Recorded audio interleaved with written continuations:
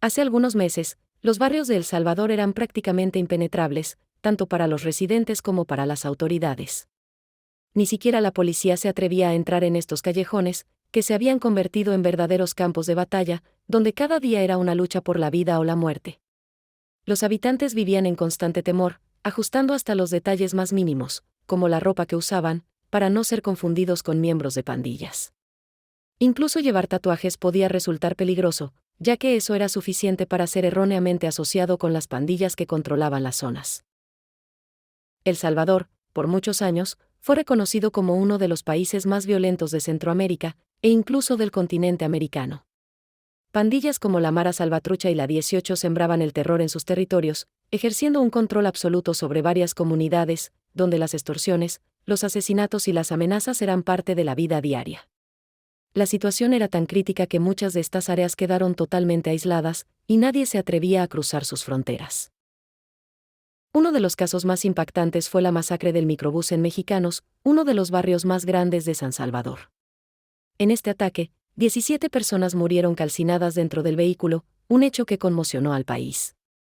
Se trató de uno de los actos más crueles hacia civiles, un ataque que, según algunos, fue producto de la guerra entre pandillas, mientras que otros creen que fue una advertencia a la población y a las autoridades. Aquellos que intentaron escapar de las llamas fueron recibidos a disparos, en un claro mensaje de que no había escapatoria. La historia de Gloria, una residente que ha vivido más de 26 años en Mexicanos, refleja lo difícil que fue vivir en esa época. Ella recuerda cómo tuvo que tirarse al suelo con su hermano para evitar ser víctima de un tiroteo cerca del lugar donde ocurrió la masacre. Hoy en día, Gloria vive una realidad diferente. Las calles que antes estaban dominadas por el miedo han recuperado cierta normalidad, y ahora la gente transita con más tranquilidad. Mexicanos, como otros barrios de San Salvador, ha experimentado un cambio radical, permitiendo a sus habitantes comenzar a reconstruir sus vidas. Otro lugar marcado por la violencia fue el cementerio municipal de Mexicanos, que alberga las tumbas de muchas víctimas de la guerra entre pandillas. Este lugar ha sido escenario de numerosas historias relacionadas con la delincuencia. Entre las más recientes, las autoridades ordenaron la destrucción de tumbas que hacían referencia a pandillas, en un esfuerzo por erradicar cualquier símbolo que perpetuara la glorificación de estas organizaciones criminales.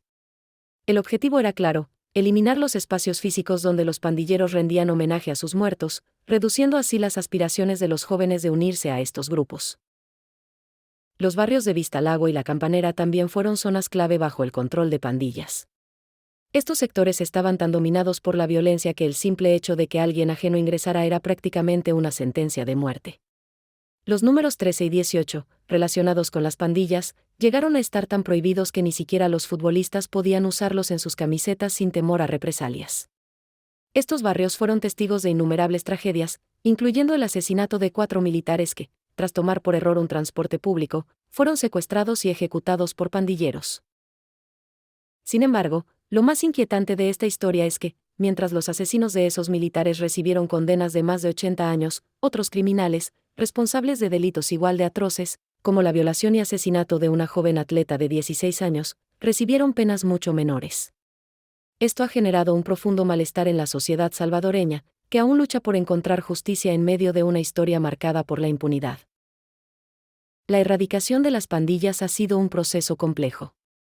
Aunque muchos de los líderes de estos grupos están hoy en prisión, las secuelas de años de violencia no se borran fácilmente.